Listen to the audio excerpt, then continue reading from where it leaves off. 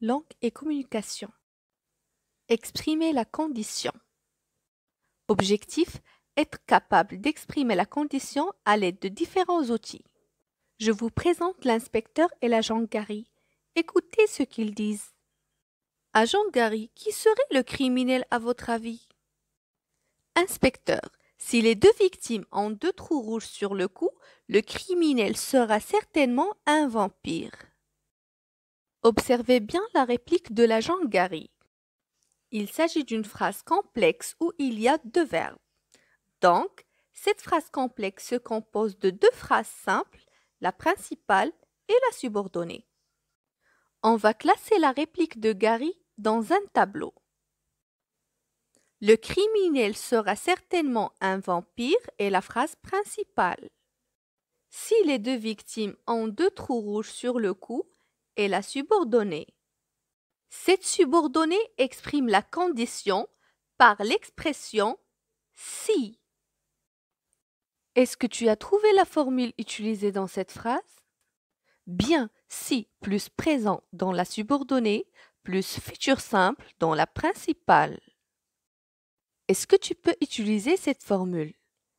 Si les deux victimes avaient deux trous sur le cou, le criminel serait un vampire.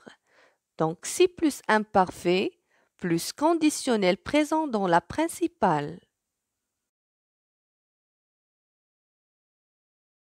Essaye de redire la même phrase en utilisant le plus que parfait dans la subordonnée. Si les deux victimes avaient eu deux trous sur le cou, le criminel aurait été un vampire. On peut exprimer la condition par au cas où plus conditionnel présent. Au cas où les deux victimes auraient deux trous rouges sur le cou, le criminel serait un vampire.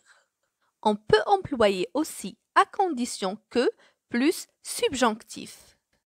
Le criminel sera certainement un vampire à condition que les deux victimes aient deux trous rouges sur le cou. Donc, pour exprimer la condition, on emploie si plus présent plus futur simple, si plus imparfait plus conditionnel présent, si plus que parfait plus conditionnel passé. On peut employer aussi au cas où plus conditionnel et à condition que plus subjonctif. Si j'ai une nouvelle, je la, le verbe lire, dans 2 jours. Bien, je la lirai. Je t'offre un cadeau à condition que tu être sérieux. À condition que est suivi du subjonctif, que tu sois sérieux. Si le verbe freiner à temps, il aurait évité l'accident.